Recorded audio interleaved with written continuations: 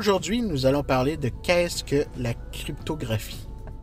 La plupart des gens savent que la cryptographie est la capacité d'un programme informatique à modifier un texte afin que son contenu ne soit plus lisible par tous les gens, mais seulement par celui à qui est destiné le message. C'est ce que j'appelle de l'encryption réversible.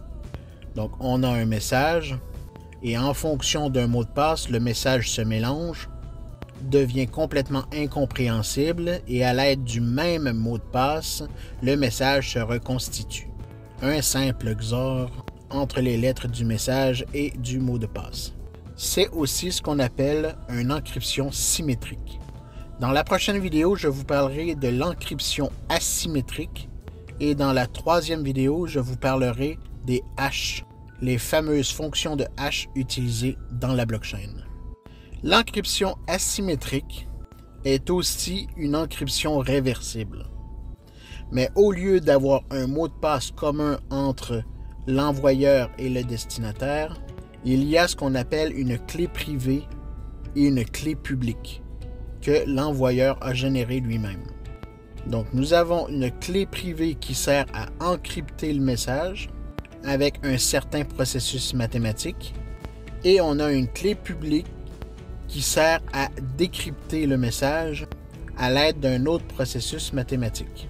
Ceci vise à faire que le destinataire ne peut pas se faire passer pour l'envoyeur dans un prochain message. Seul l'envoyeur peut encrypter ses propres messages et le destinataire ne peut que les lire. Mais globalement, ce qu'il faut retenir, c'est que c'est une encryption réversible. Donc, on peut toujours reconstituer le message. Maintenant, nous parlerons des fameux hashes de la blockchain. Tout d'abord, qu'est-ce qu'une fonction de hash? Une fonction de hash est une capacité cryptographique à convertir un bloc de texte en une clé unique. Pour ce faire, tout le texte sera passé dans ce qu'on appelle une fonction de hash et à la sortie de cette fonction de hash résultera une chaîne de caractères de taille fixe.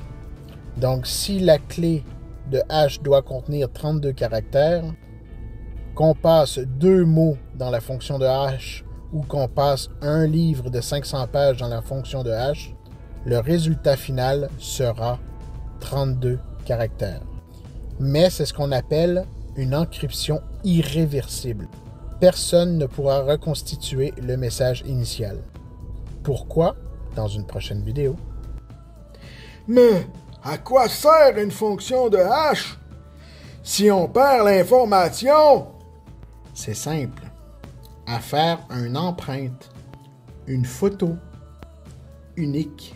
La notion d'unicité est très importante ici. En fait, une fonction de hash reste valable et fonctionnelle que s'il n'y a pas de collision. S'il y a collision, ça veut dire 2 chaînes de caractères complètement différentes qui donnent exactement le même hash final, c'est un trou de sécurité énorme. Dans certaines utilisations, ça peut être négligeable, mais dans le monde de la blockchain, c'est catastrophique.